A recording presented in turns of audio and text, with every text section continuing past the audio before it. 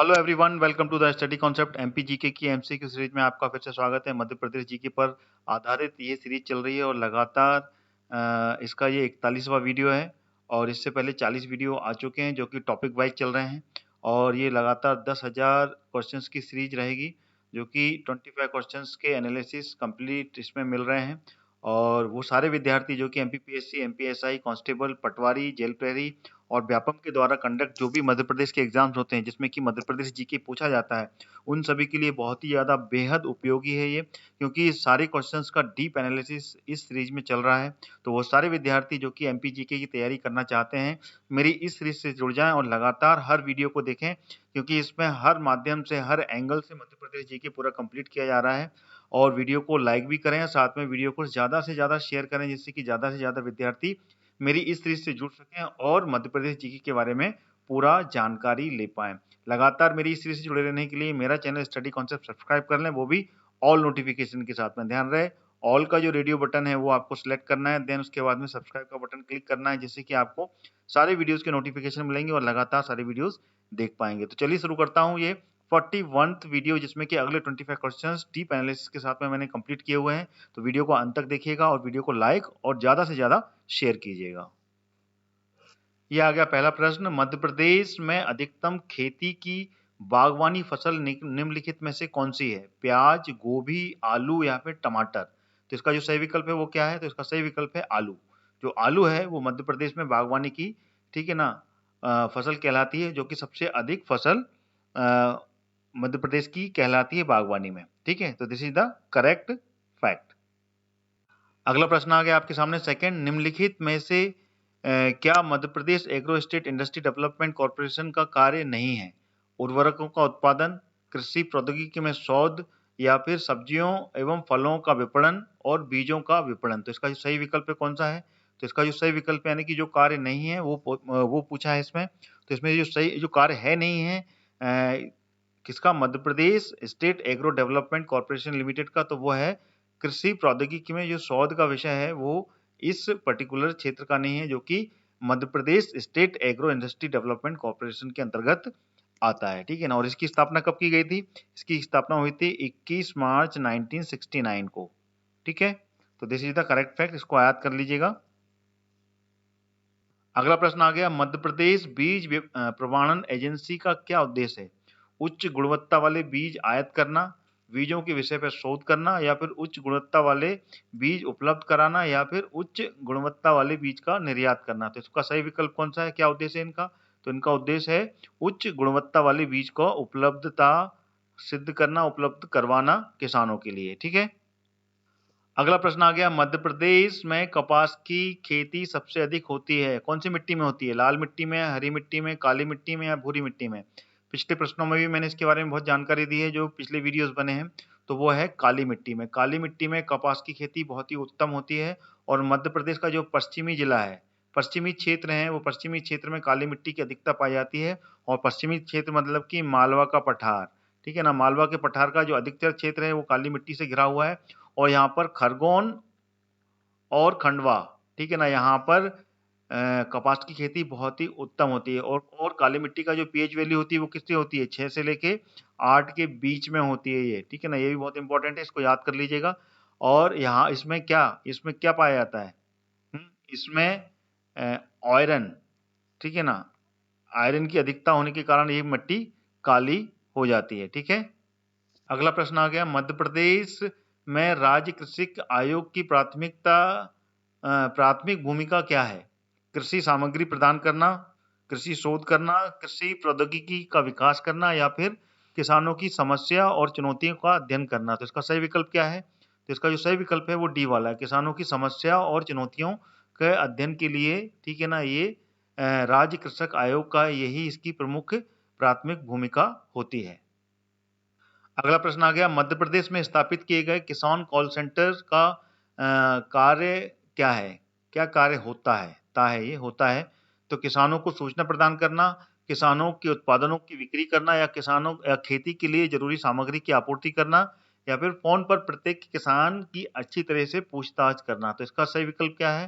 तो इसका सही विकल्प है, कॉल सेंटर में किसानों को जो भी नई इन्फॉर्मेशन होती है, जो किसानी से रिलेटेड होती है, उन सारी इन्फॉर्मेशन को किसानों तक पहुंचाना, ये किसान कॉल सेंटर का मुख्य कार्य होता है। अगला प्रश्न आ गया, मध्य प्रदेश में कपूरी बादशाह, कपूरी चंद्रमुखी निम्नलिखित में से किस फसल की प्रजातियां हैं? आलू, सोयाबीन, गेहूं या फिर टमाटर? तो इसका सही विकल्प क्या है? तो इसका सही विकल्प है आलू। ये आलू की फसलें हैं और आलू की फसलों की ये प्रजातियां हैं, कपूरी बादशाह और कपूरी चंद्रमुखी, ठीक है ना। इसके अलावा और भी फसलें हैं, कपूरी अशोका, कुफरी जरूर लगता है इसमें, ठीक है ना। कुफरी के साथ में जितनी भी हैं वो सारी की सारी आलू की फसलें होती हैं। कुफरी अशोका के नाम से भी एक आलू की फसल आती है, साथ में कुफरी सूर्या, ठीक है, कुफरी सूर्या के नाम से भी आती है। तो ये 4 फसलें हैं जो कि आलू की फसलें कहलाती हैं, आलू की प्रजातियां कहलाती हैं, ठीक है। अगला प्रश्न आ गया, मध्य प्रदेश में समुद्री मछली पालन संभव नहीं है क्योंकि ये बहुत महंगी होती है, कोई समुद्री मछली नहीं खाता, भूमि सीमा से घिरा हुआ राज्य है, या फिर अच्छी गुणवत्ता वाली मछली उपलब्ध नहीं है। तो इसका सही विकल्प क्या है? देखिए, ये भूमि से घिरा हुआ राज्य है, ठीक है ना, इसके बाजू में कोई समुद्र नहीं लगा हुआ है, इस कारण से समुद्री मछली पालन यहाँ पर करना संभव नहीं है, ठीक है। अगला प्रश्न आ गया आपके सामने, निम्नलिखित में से बैलों की कौन सी प्रजाति मध्य प्रदेश की स्थानीय प्रजाति नहीं है? गिर, मलवई, मुर्रा या फिर निमारी? तो इसका जो सही विकल्प क्या है? कौन सी नहीं है बैल की प्रजाति? तो इसका जो सही विकल्प है वो है मुर्रा। ये मुर्रा जो है ये बैल की प्रजाति नहीं है, बल्कि ये भैंस की प्रजाति है, ठीक है ना। भैंस पाई जाती है मुर्रा नाम की, ठीक है ना, भैंस की प्रजाति कहलाती है ये। बाकी गिर, मलवई और निमारी ये पूरी की पूरी बैल की प्रजातियों में आती है, ठीक है ना, और ये देसी बैल कहलाते हैं, ठीक है ना, गिर, मलवई और निमारी, ठीक है। अगला प्रश्न आ गया, मध्य प्रदेश में से निम्नलिखित जिलों में से किसमें अधिकतम सरसों का उत्पादन होता है? दमोह, विदिशा, मुरैना, भिंड, रतलाम, देवास या फिर धार, इंदौर? तो इसका सही विकल्प क्या है? तो सबसे अधिक अगर सरसों का उत्पादन करने वाला कोई जिला है तो वो है मुरैना और भिंड। ये तिलहन उत्पादन करने वाले सबसे ज्यादा उत्पादन करने वाले जिले हैं, और इसके अलावा एक और है वो है श्योपुर, ठीक है ना। ये तीनों चंबल संभाग में आने वाले जो जिले हैं, ये तीनों जिलों में सबसे अधिक सरसों का उत्पादन होता है, ठीक है, सरसों जो कि तिलहन की फसल कहलाती है, ठीक है।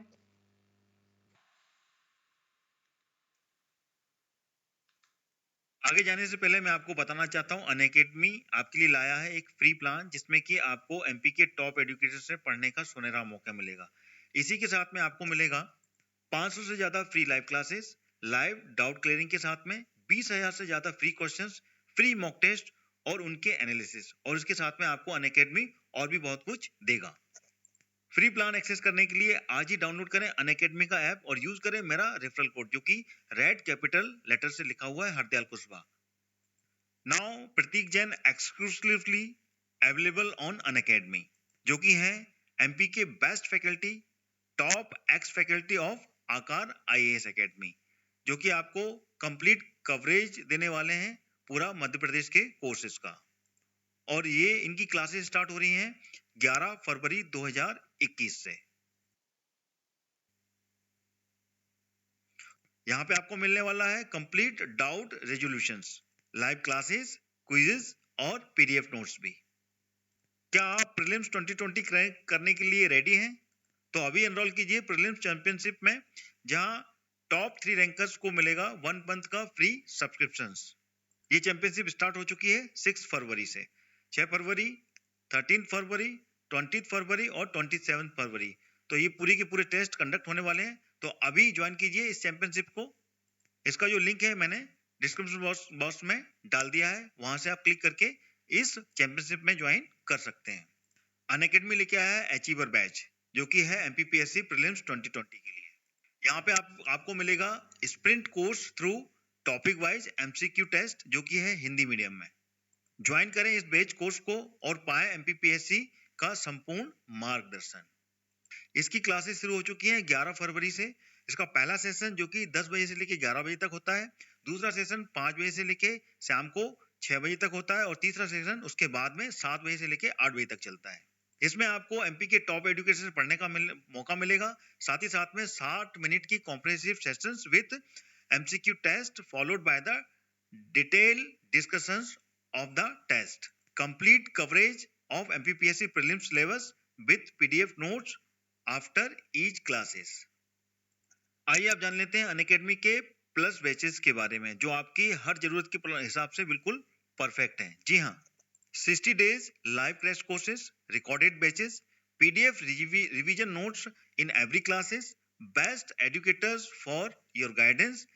साथ ही साथ में लाइव एमसीक्यू रिवीजन बैचेस भी हैं, साथ में लाइव डाउट क्लियरिंग भी है, और 20 से ज्यादा मॉक टेस्ट हैं जो कि प्रैक्टिस के लिए आपके लिए अवेलेबल हैं, और 20,000 से ज्यादा यहाँ पर क्वेश्चंस हैं जो कि आपके प्रैक्टिस के लिए अवेलेबल हैं प्लस बैचेस में। आइए आप जान लेते हैं अनअकैडमी का सब्सक्रिप्शन कैसे लेना है। बस आपको प्ले स्टोर पर जाना है और अनअकैडमी का लर्निंग ऐप डाउनलोड करना है, और इसमें अपना गोल एमपीपीएससी व्यापम सिलेक्ट करना है, और प्लस कोर्सेज में जाकर मनचाहे बैच कोर्स को एनरोल करके गेट सब्सक्रिप्शन का जो बटन है वो क्लिक करना है। इंस्टेंट 10% का डिस्काउंट पाने के लिए मेरा रेफरल कोड जो कि रेड कैपिटल लेटर में लिखा हुआ है हरदयाल कुशवाहा, उसको एंटर करना है। जैसे ही आप एंटर करेंगे you will get 10% instant discount on available fees valid till 28 February. Post that will get only 5% discount. तो देरी किस बात की है दोस्तों, आज ही अनअकैडमी का लर्निंग ऐप डाउनलोड कीजिए और एमपीपीएससी और व्यापम को क्रैक करने के लिए तैयार हो जाइए। Let's crack it. अगला प्रश्न आ गया आपके सामने। मध्य प्रदेश शासन की सूरज धारा योजना किससे संबंधित है? सिंचाई से, खेत के विकास से, उच्च गुणवत्ता वाले बीज से, या फिर विपणन से? तो इसका सही विकल्प है वह है उच्च गुणवत्ता वाले बीज से संबंधित ये योजना है जिसका नाम है सूरज धारा योजना। ठीक है। अगला प्रश्न आ गया, कुक्कुट पालन मध्य प्रदेश शासन के किस विभाग के अंतर्गत आता है? कुक्कुट विभाग, मध्य प्रदेश राज्य पशु एवं कुक्कुट विकास निगम, या फिर मध्य प्रदेश विकास एवं पंचायती राज विभाग, या फिर पशु पालन विभाग? तो इसका जो सही विकल्प है वो कौन सा है? तो इसका जो सही विकल्प है वो है द पशुपालन विभाग के अंतर्गत में आता है, जो कि है कुक्कुट पालन मध्य प्रदेश शासन। ठीक है ना। ठीक है, चलिए अगला प्रश्न आ गया, मध्य प्रदेश में कृषि शक्ति योजना का उद्देश्य किसानों को निम्नलिखित क्षेत्रों में सहयोग प्रदान करता है। पहला वाला शारीरिक शक्ति निर्माण, नई कृषि विधियों को अपनाना या शक्तिशाली कीटनाशकों को खरीदना, या फिर कृषि मशीनरी के उत्पादन व मरम्मत के लिए कार्यशाला स्थापित करना। तो इसका जो सही विकल्प क्या है? इसका जो सही विकल्प है वह है कृषि शक्ति योजना के अंतर्गत वह है कृषि मशीनरी के उत्पादन व मरम्मत के लिए कार्यशाला स्थापित करना। ये इसका सही उत्तर है। अगला प्रश्न आ गया, मध्य प्रदेश के कौन से जिले में अधिकतम गेहूं का उत्पादन होता है? होशंगाबाद, हरदा, रायसेन, या फिर खंडवा? तो इसका जो सही विकल्प है वो कौन सा है? तो किस जिले में सबसे अधिक गेहूं का उत्पादन होता है? तो इसका जो सही विकल्प है वो है होशंगाबाद। मध्य प्रदेश के होशंगाबाद में सबसे अधिक गेहूं का उत्पादन होता है। ये आपको पहले भी पिछली कई वीडियोस में प्रश्न आए हैं तो उसमें भी मैंने आपको जानकारी दी है। चलिए आगे बढ़ते हैं। अगला प्रश्न आ गया, मध्य प्रदेश में सबसे अच्छा गुणवत्ता वाला गेहूं कौन सा होता है? ब्रेड वाइट, या फिर अन्नपूर्णा, सरबती, या फिर ड्यूरम? तो इसका जो सही विकल्प है वो है सरबती। सरबती किस्म का जो गेहूं होता है मध्य प्रदेश का वो अच्छी गुणवत्ता वाला गेहूं कहलाता है। अगला प्रश्न आ गया, मध्य प्रदेश में निम्नलिखित क्षेत्र में अधिकतम सोयाबीन का उत्पादन होता है?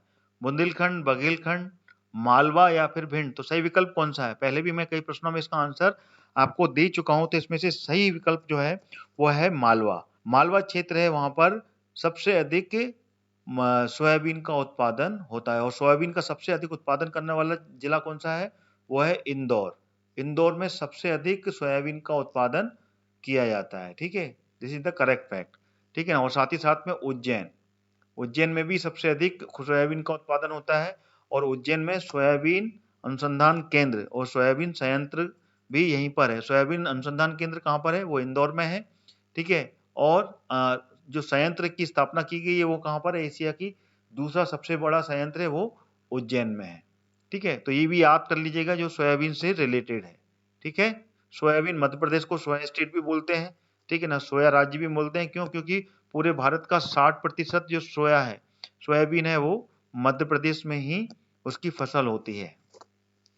अगला प्रश्न आ गया, मध्य प्रदेश में निम्नलिखित में से कौन सी खरीफ की फसल नहीं है? सोयाबीन, सूरजमुखी, गेहूं और मक्का। तो इसका जो सही विकल्प है वो है गेहूं। गेहूं जो है वो खरीफ की फसल नहीं है, ठीक है ना, ये रबी की फसल है, ठीक है ना, ये रबी की फसल कहलाती है और इसकी बुवाई शीतकाल में, ठीक है ना, अक्टूबर नवंबर में की जाती है। अक्टूबर नवंबर के दौरान की जाती है और अप्रैल तक इसकी कटाई के लिए कर ली जाती है। बाकी की ये तीनों फसलें जो हैं जो खरीफ की फसल कहलाती है, यानी कि वर्षा ऋतु में इसकी बुआई होती है और अक्टूबर नवंबर तक इसकी कटाई कर ली जाती है, ठीक है। अगला प्रश्न आ गया, सन 2011 की जनगणना के अनुसार मध्य प्रदेश की जो साक्षरता दर थी वो कितनी है? 2011 की जो जनगणना हुई थी उसके अनुसार 52.39, 59.32, 63.7 या 65.38। तो इसका सही विकल्प क्या है? तो इसका जो सही विकल्प है वो है बा, 69.32% साक्षरता दर है मध्य प्रदेश की, ठीक है ना। 2011 का जो सेंसस हुआ था, जो जनगणना हुई थी उसके अनुसार। तो this is the very important question, हमेशा पूछ लिया जाता है। तो ये जनगणना के अनुसार जो क्वेश्चन बन रहे हैं इनको भी आपको याद करना है और रटना है। जो सिंगल फिगर पॉइंट है 69.32, वो 2011 के बाद में अब 2021 में ये जनगणना होने वाली, यानी कि इसी वर्ष इसकी जनगणना होगी। तो इसके बाद में ये पूरे के पूरे आंकड़े बदलने वाले हैं, इसलिए इस पर क्वेश्चंस, ये आखिरी एग्जाम्स हैं जनगणना पर आधारित, तो जरूर आएगा। तो इसलिए इसको आपको बिल्कुल ध्यान से याद कर लेना है और रट लेना है, ठीक है। चलिए आगे बढ़ते हैं। अच्छा ये बताइए, जनगणना की शुरुआत किसने की थी और कब हुई थी? ये जनगणना की शुरुआत हुई थी 1871 में, जो किसने की थी? लॉर्ड रिपन ने। ये भी आपको याद होना चाहिए, लॉर्ड रिपन ने इसकी शुरुआत की थी। उसके बाद में व्यवस्थित 1881 में लॉर्ड मेयो, ठीक है ना, लॉर्ड मेयो ने इसकी पूरी प्रॉपर तरीके से जनगणना की शुरुआत की थी, यानी कि टेस्टिंग की थी 1871 में लॉर्ड रिपन के टाइम पर। और उसके बाद में लॉर्ड मेयो ने 1881 में ब्रिटिश काल में इसकी जनगणना की शुरुआत प्रॉपर तरीके से की थी, ठीक है। इसको भी याद करना है अपने को। अगला प्रश्न आ गया, सन 2011 की जनगणना के अनुसार मध्य प्रदेश की जनसंख्या कितनी है? आ, बा, सा, दा। तो कौन सा विकल्प सही है? विकल्प देख के बताएं कि कौन सा विकल्प सही है। अगर आपने पढ़ा है तो बिल्कुल बता पाएंगे। तो इसका जो सही विकल्प है वो है दा, 7,26,26,809। ये मध्य प्रदेश की 2011 की जनगणना के अनुसार ये जनसंख्या है, ठीक है। अगला प्रश्न आ गया, 2011 की जनगणना के अनुसार मध्य प्रदेश में पुरुष और महिलाओं का प्रतिशत क्रमशः कितना है? आ, बा, सा, दा। तो कौन सा प्रतिशत है इसमें? प्रतिशत के क्रम आपके सामने लिखे हुए हैं। तो इसका जो सही विकल्प है वो कौन सा होगा?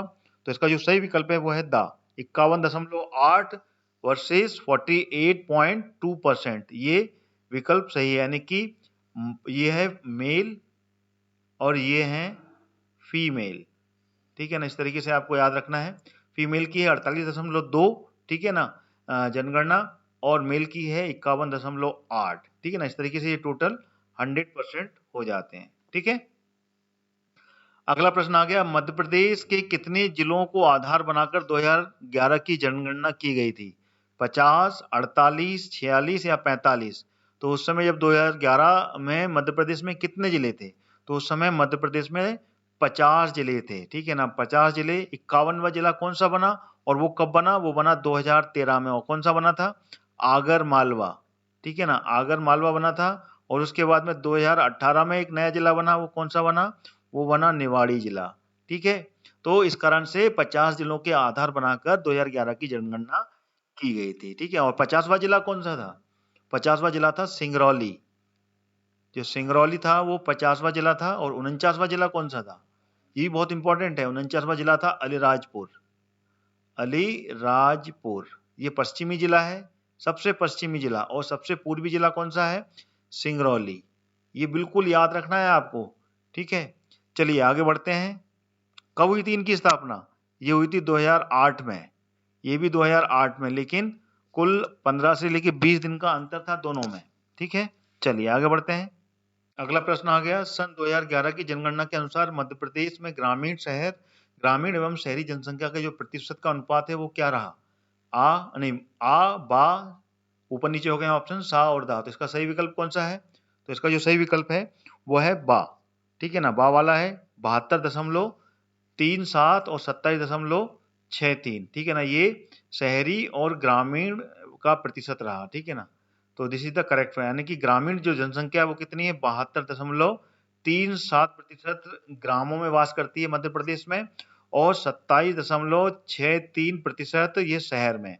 ठीक है ना, ये विलेज की है। ठीक है ना, विलेज पॉपुलेशन है, और ये कौन सी, ये अर्बन पॉपुलेशन है। ठीक है ना, सिटी की पॉपुलेशन है ये।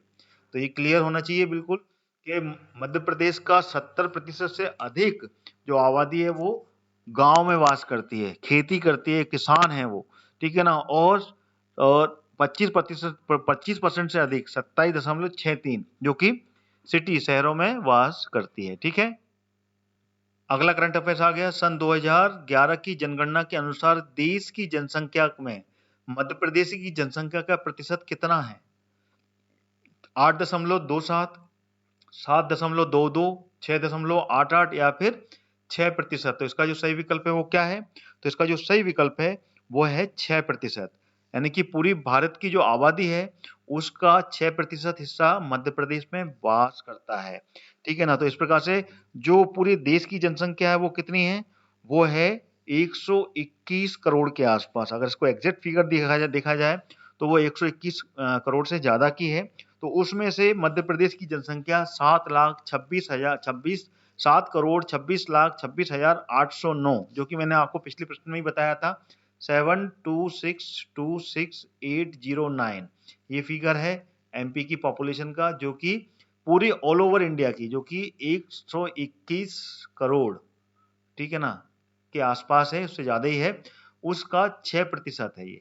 ठीक है, ये 6% हिस्सा मध्य प्रदेश में रहता है। ठीक है, ये बिल्कुल याद कर लीजिएगा। चलिए आगे बढ़ते हैं।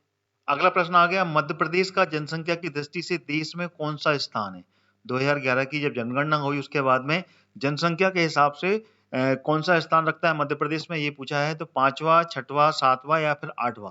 तो इसका जो सही विकल्प है वो है 6वां स्थान। मध्य प्रदेश का 6वां स्थान बिल्कुल सही है। और इससे पहले लगातार जो क्रमबद्ध है वो भी मैं आपको लिख के बता देता हूँ, क्योंकि उसमें से भी क्वेश्चंस बनते हैं, चाहे वो एमपीपीएससी हो या फिर मध्य प्रदेश के अन्य एग्जाम्स। तो ये 6वें स्थान पे कौन सा आ गया, ये एमपी आ गया। तो पहले स्थान पर कौन सा है?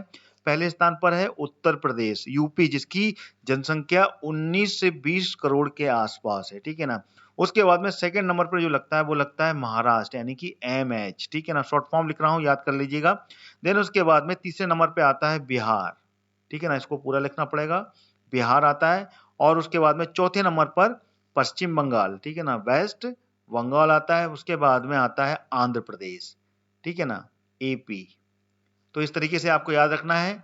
सबसे ज्यादा आबादी वाला राज्य यूपी है, फिर महाराष्ट्र है, फिर बिहार, फिर वेस्ट बंगाल, फिर आंध्र प्रदेश, फिर 6वें नंबर पर अपना प्यारा मध्य प्रदेश का नंबर लगता है। ठीक है, अगला प्रश्न आ गया 25वां, और इस वीडियो का ये आखिरी प्रश्न है। जैसे कि मैंने आपको बताया था कि हर वीडियो में 25 क्वेश्चंस का डीप एनालिसिस लेके आता हूं, जो कि मध्य प्रदेश जीके से जुड़ा हुआ रहता है। तो ये जो प्रश्न का अब पूरा टॉपिक बदल गया है, जो कि भारत मध्य प्रदेश की जनसंख्या पर आधारित पूरे के पूरे प्रश्न चल रहे हैं। तो इसमें पूछा हुआ है, वर्ष 2001 और 2011 में मध्य प्रदेश की दशकीय जनसंख्या कितनी रही, कितनी वृद्धि रही उसमें। तो ये ऑप्शन है आपके सामने। तो इसमें से सही विकल्प कौन सा है ये अपने को बताना है। तो इसका जो सही विकल्प है वो है 20.3% ये वृद्धि हुई थी 2001 व 2011 के बीच में जो जनसंख्या वृद्धि हुई। ठीक है ना, तो ये 2011 की जनगणना के बाद में ये पूरा कैलकुलेशन हुआ कि टोटल वृद्धि 20.35 रही। अगर पूरे भारतवर्ष की लिए जाए तो पूरे भारतवर्ष में 17.7% की वृद्धि हुई थी, जो कि 2001 से लेके 2011 के बीच में थी। तो ये भी बहुत इंपॉर्टेंट फिगर है, इसको भी याद करना है। 17.7% की वृद्धि पूरे भारत की जनसंख्या में रही, और मध्य प्रदेश की जनसंख्या में 20.35 की वृद्धि दर्ज की गई थी इन बीच के 10 वर्षों के दौरान। ठीक है, तो this is the correct fact. तो ये तो टोटल 25 क्वेश्चंस आपके सामने मैंने जो लिखे है। कमेंट के द्वारा आप मुझे बताएं कि वीडियो कैसे लगा आपको, और वीडियो के आप अलग जो एडवाइस आपको लगती है वो भी आप दें कि आपको और कौन कौन से वीडियो चाहिए, तो जिससे कि मैं कोशिश करूंगा कि उन वीडियो को भी आपके सामने पूरे एनालिसिस के साथ में रखूं मध्य प्रदेश के।